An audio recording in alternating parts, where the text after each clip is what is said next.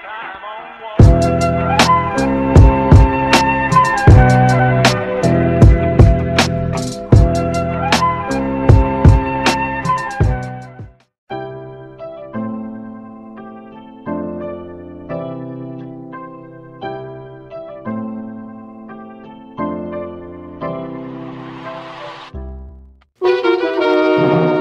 now, back to Box 13 and Dan Holliday's newest adventure, Look Pleasant, Please. Gee, Mr. Holliday, doesn't look particularly thrilling, but I guess it's like the old age. Huh? The what? The old age. You know, when somebody says something smart that means something different from what it says, only it's the same thing. Oh.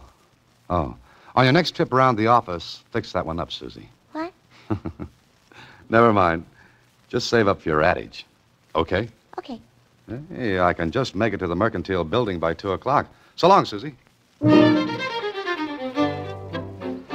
were lots of people standing in front of the building, but only one girl in a brown gabardine suit, green hat, and handbag. I didn't walk up to her right away because, well, I wanted to take a good look. And what I saw was good. Maybe about 24, slender, lots and lots of brown hair that fell down from that cute hat in a nice wave. Her clothes spelled money with 2 capital M's. Well, I walked over to her. Good afternoon. Oh. I'm the man from Box 13. Oh, thank you. Look, I know this sounds terribly foolish and silly, but I do want your help. Mr. Holliday. Dan Holliday. Oh, all right, Mr. Holliday. Do you have half an hour to spare? Well, the afternoon's young, and I can wear it away to an old age. That answer your question? Yes, it does. Do you photograph well, Mr. Holliday? Huh? Well, my baby pictures always turned out pretty good. Of course, that was a little while ago, and Look, I want you to have your photograph taken with me. Oh, is that all? Yes, that's all. Of course, I'll pay you for your time and trouble. Oh, no. My time's my own, and what trouble I get into is usually my own fault. All right, Mr. Holliday. There's a photographer in this building. He's ready for us. Oh, by the way, what's your name? Jones. Mary Jones. Oh. You know, Miss Jones, a writer often spends hours thinking of the right name for the characters in his stories. But here you come along and without batting an eye, think up a very unusual one. Do you have to know my real name? Well, I'll live without it, but Will you do it, Mr. Holliday? All right, Miss Jones. Let's go look at the birdie. The photographer was ready, and it didn't take long for him to run off 3 shots. Miss Jones paid him, and the 2 of us went back downstairs. Out on the pavement, I turned to her, and I guess she read the look on my face. Please don't ask me why, Mr. Holliday. Goodbye, and thanks very much. Well, before I could move my feet, she was into a cab and gone. If this was it, I'd just chalked up the shortest adventure on record. Well, there's nothing to do but go home and mark it off to experience. Yeah, that's where it should have stopped. The next morning, I walked into my office as usual and... Hey, what is this, Susie? You could have told me. Told you what? I quit. You didn't trust me. Oh, Susie, will you stop? Oh, and the phone's been ringing all morning. Everybody wants to know about it. About what? Just answer the phone and find out. You... Careful, Susie, careful. Hello. Good morning, lover boy. Oh, Kling. Well, how's the police department? It's bright and early. It's not good to hear your voice. I called for information. Yeah, what kind? What about? Well, shall I wear my organdy hat and crepe de chine badge? What are you talking about? What is the matter with everyone? Well, nothing, Angel Face. All's well with the world. And about 15 million bucks. Everybody's crazy. Yeah, everybody but you. Oh, nice going, Holiday, nice going. Am I invited, or don't you want cops? It might make the thing look bad, you know. In 2 seconds, Kling, I'm going to hang up on you. What goes? Don't you ever read the papers? Or don't you know what's going on in your life? Now, listen, Oh, go arrest somebody. Now, look, Susie, what's this all about? Look at the morning paper. All right, I'm looking at... Holy mackerel. She's awful pretty. Be quiet, Susie. Prominent heiress announces engagement to Dan Holliday. Dan Holliday, that's me. That's my picture with her. Sure it is. I've been framed. Oh, but you wouldn't frame a newspaper picture, would you? Shh. Marcia Jameson. Beautiful heiress to Jameson Lumber. Fortune announces engagement. You're just a demijohn. Don Juan. Oh, one of the two. But you could have told me. I could have told myself. Susie, if that phone rings anymore, don't answer it until I get this thing cleared up. One way or another. Goodbye. I got Marcia Jameson's address from the society editor at the Star Times, and a half hour later, I was ushered into the big library at the Jameson home. Sitting behind the desk was a youngish-looking man. He rose to meet me as I walked into the room. Ah, Mr. Holliday. I'm very happy to know you. Yeah, I wish I could say the same. I beg your pardon? Where's Miss Jameson? I've asked her to come down. Good. I suppose I'd better introduce myself. I'm Roger Jameson, Marcia's uncle and guardian. Well, she needs one. I don't understand. Well, that makes two of us. Suppose we pool our facts and get one good, twisted story out of them. Mr. Holliday, you're acting very strangely. I must say that my niece's choice of a husband is, well, peculiar. All right, I'm peculiar. At parties, I'm a standout, but I'd like to... Dan, darling, how nice of you to come this morning. What did you expect? You, of course. You've met Uncle Roger. Yes, Marcia, we've met. Oh, I want you two to like each other. Oh, fine. I love everybody in the world, but Uncle Roger, could I speak to Dan alone, please? Certainly, Marcia. You'll stay for lunch, Mr. Holliday? No, thank you. Oh, yes, he will, Uncle Roger. Good. We'll have a long talk. Now, Miss Jameson. Why did you come here? Maybe you haven't seen the morning paper. Mr. Holliday, Dan, help me. I did, and I've got engaged. Look, Miss Jameson, Marcia. I don't know you that well. We just became engaged this morning. Dan, it's imperative that you act as my fiancé until after the 16th of this month. Well, what happens then? Oh, Dan, if you'll just do what I ask until the 16th. On that day, yes, come in. Lunch is ready any time. You are staying, Mr. Holliday. Yes, he'll stay, Uncle Roger.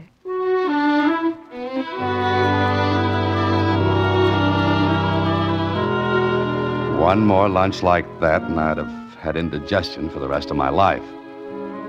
Uncle Roger was very curious about me. He asked a lot of questions, which Marcia answered. Then, when I was ready to leave... Of course, Mr. Holliday, this engagement came as a complete surprise to me. I had no idea you and Marcia even knew each other. Well, I get around a lot, Mr. Jameson. You'd better call me Roger, Dan. Yes, there's nothing like being friendly. Well, I'm sure Dan has a lot of things to do this afternoon, Uncle Roger. We'd better let him go. Of course. We'll have plenty of time to talk about things, Dan. Goodbye. Goodbye, Mr. Roger. Oh, thank you, Dan. You were wonderful. Superb, considering I didn't know where the ball was half the time. Oh, we'll wait until the 16th, won't you? It's 5 days from now. Meanwhile, what do I tell my friends? And where do I stack the wedding presents? You can always say we broke up. Uh-huh. And I'll tell you something else, Dan. Can there be anything else? I almost wish the whole thing were true. Goodbye, Dan. And with that, I was left standing on the elegant steps of the Jameson Castle. Well, I could have put the whole thing on the line and cleared up the situation. It'd have been easy. Just deny it. Tell the whole story. Or I could stay in the play and see what the score was. I walked down the stairs, then glanced back and looked up at a window and right into Uncle Roger's eyes. Before I could smile, he let the curtains fall back in place. Okay, that made up my mind. Curiosity killed a cat, they say. All right. Meow.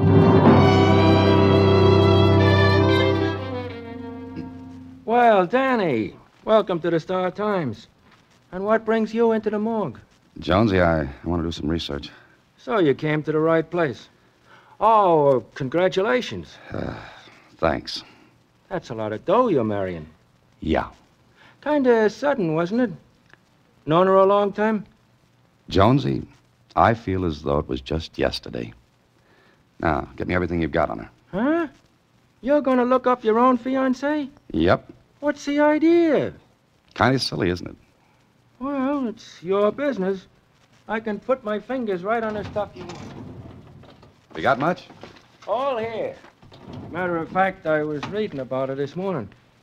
When I heard you were marrying her, I did some work. And?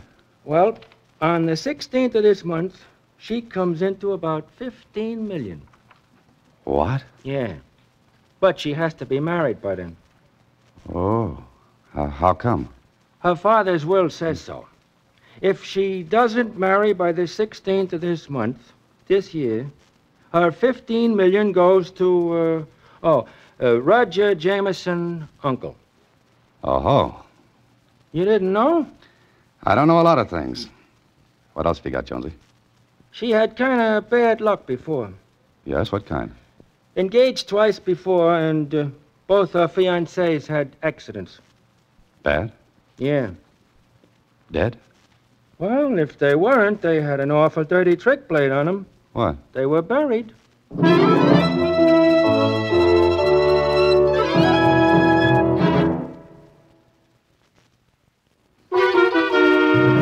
And now, back to Look Pleasant, Please. Another Box 13 adventure with Alan Ladd as Dan Holliday.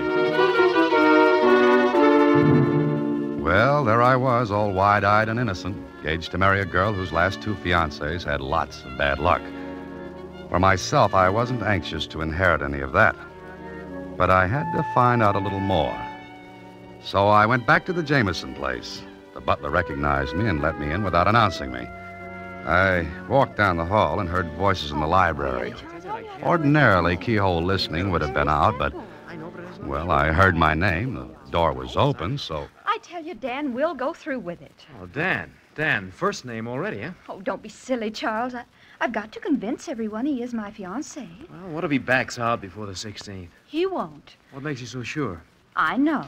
Huh? Oh, don't be stupid, Charles. I'm not stupid. I'm just careful. Darling, you know better. Well, All right, Marcia. Now, you'd really better go, Charles. After all, you know... As they say in Alice in Wonderland, curiouser and curiouser. I was wondering about it when Charles came toward the door. I backed away and ducked into another room. Well, where is Dan now? I don't know, Charles, but you'd better get back to the office or Uncle Roger will miss you. All right, darling. Bye. I'll tell you when and where we can meet again, sweetheart. You know, I'm fussy about these things. Who the devil is... The name's Holiday, Charlie. I'm engaged to Marcia. How did you get in? The front door. It works. You ought to be ashamed of yourself, Charles, kissing another man's betrothed. Well, Now, look, Dan, Oh, you go on, Charles. Dan, I want to explain something. They could stand it. Now, look, Holiday, Go on, Charles. Oh, very well. I'll see you then. Will you come into the library, Dan? But I've got a book. Please, I owe you an explanation. Okay. All right, go ahead. Well, Charles is... Charles is the man you love. That the line you're hunting for? Yes. All right, that's the first I'll leave out of the bottle. The rest should be easy. But it isn't. You see, Dan, your life's in danger. Yes, I gathered that from the things I read a while ago. You read? Yes, the newspaper files. Oh, Dan, if you want to, you can back out. Uh-huh, I know. But maybe I'm more than a little curious. But you know about my two fiancés. Extinct. Uncle Roger killed them, or had them killed. And Uncle Roger knows nothing about Charles? No. The aforementioned uncle thinks I'm fiancé number 3 in order of appearance. Uncle tries to put a block on me while Charles goes for a touchdown, right? Oh, you make it sound so brutal, heartless. Got any other words for it? You and Charles live happily ever after. I don't. All right, you can do as you please. I was going to ask you to go through with it, but I can't. So, before I left, I promised Marcia I'd stick it out another day. Okay, I'm a sucker. But if Uncle Roger was going to toss a curve, I'd at least be waiting for it. But before I went any further, I called on Lieutenant Kling, told him what was up. He was very sympathetic. Oh, what a story. Ha, ha, ha, ha. Strikes you funny, huh? Yeah. All I want to know is, was there anything that might have tied the uncle in with the deaths of Marcia's fiancés? No. You're sure? Sure I am. When I read about your engagement, I remembered her name. And? Those deaths were accidents. And the uncle? Clean. Look, Kling, maybe he's smart. Yeah, could be. There are lots of smart people in the world. Oh, but I'm not one of them. Is that it? Look, Holiday, I warned you that someday your Box 13 routine would land you in a slippery spot.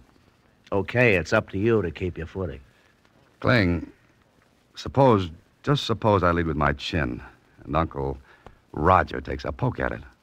Would that open up the other two cases? Sure. All right, maybe I'll do it. Holiday. What? Look, take it easy. Why, Lieutenant, you sound concerned for me. I'd miss having to hold your hand every once in a while. Well, what are you going to do now? Call on Uncle Roger and make like a sucker.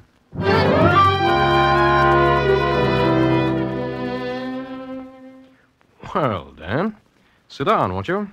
Thanks, Roger. You know, it's going to be quite a treat seeing Marcia married. Yes, after 2 unhappy beginnings before. Oh, you know about those? Marcia told you, I suppose. In a way, yes. Mm-hmm. You wanted to see me about something, Dan? Oh, just a social call. If you're busy, I can... Oh, no, not at all. I was about to leave anyway. You know, Roger, it's very strange. Strange? What is? You haven't asked me anything about myself. I don't have to, Dan. Meaning? I've been very busy since this morning. You see, I have quite a bit of influence. Connection, so to speak. And they told you what? Who you are, where you live, what you do for a living. Dan, how much do you love Marcia? I'm going to marry her. You have quite a good income, so it's not the money you're after. Obviously. Dan, I'd give anything in the world to see Marcia happy. We practically grew up together. There's only 10 years difference in our ages. You see, my brother was 20 when I was born. Oh, I see. Marcia is my only living relative. Oh. Then I understand your concern for her. I'm glad you do. I want to show you something. Miss Claridge, bring in the Jameson estate papers, will you? Thank you. What's that for? Dan, you write mysteries, among other things. Consequently, I think you have a suspicious mind. What do you mean by that? Well, I'm Marcia's uncle, trustee of her fortune until she gets married, which must be by the 16th of this month. Now, surely in one of your stories you must have written about a guardian who misappropriates funds, embezzles. No, I never have. Well, it doesn't really matter. You see, The estate papers, Mr. Jameson. I thought I asked Miss Claridge to bring them in. Oh, well, she was busy, and I was on my way past anyway. All right, Charles. Thank you. Oh, Charles, this is Dan Holliday, Marcia's fiancé. Dan, this is Charles Crane. How are you? Fine. Congratulations. Thanks. Is that all, Mr. Jameson? Yes, that's all. Thank you. All right. Here are the papers. I think you'll find every penny accounted for. Everything in order, Dan? It looks like it. We're going to get along, Dan. Get along beautifully. I wonder for how long. If Uncle Roger was planning on making me number 3 on his hit parade, he was playing it smart. Oh, he was smooth. Mm-hmm. So smooth that I stayed at a hotel that night.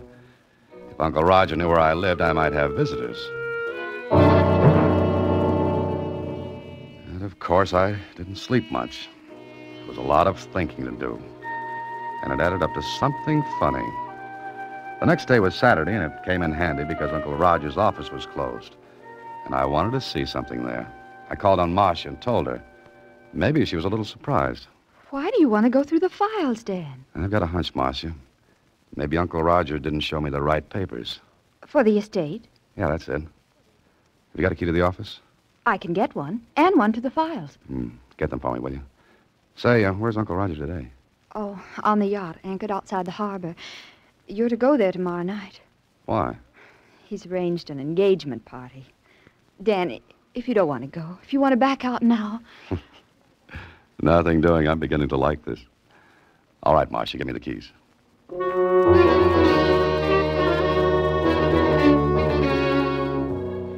Getting into the office was easy. I went to the files marked Jameson. Yeah, the papers were there all right. But not the set Uncle Roger had shown me. These were different.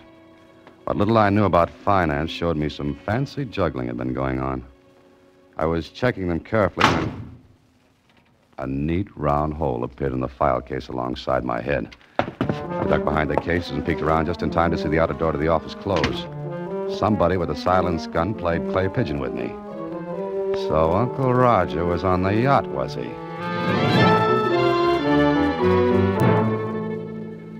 When I got back out on the street, a storm had kicked up. I took a cab back to my apartment and phoned Marcia.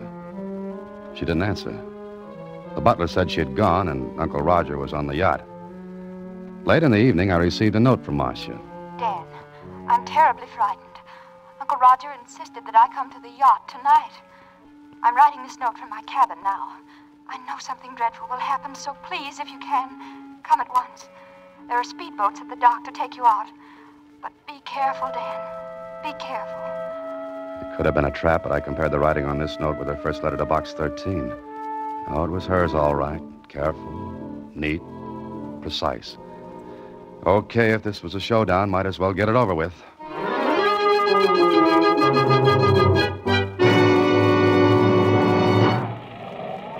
When I got there, the yacht was pitching and rolling like a bad bronc with a burr under his saddle.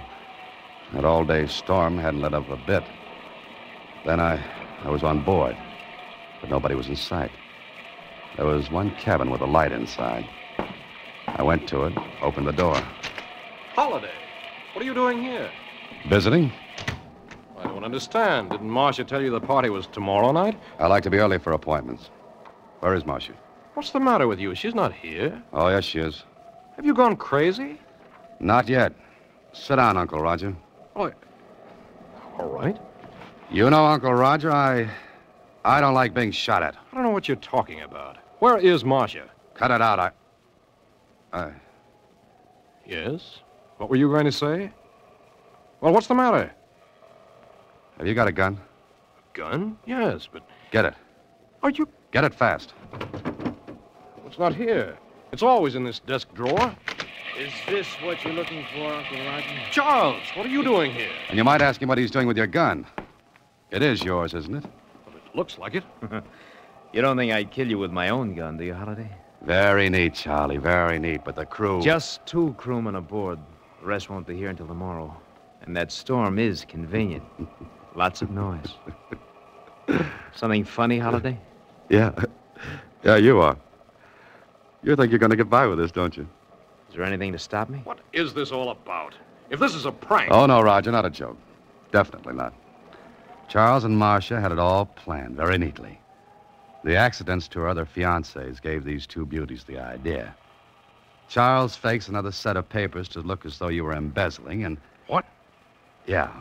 They make it look as though you can't afford to have her married by the 16th, because if she doesn't marry, then the estate goes to you. And you're killed with my gun.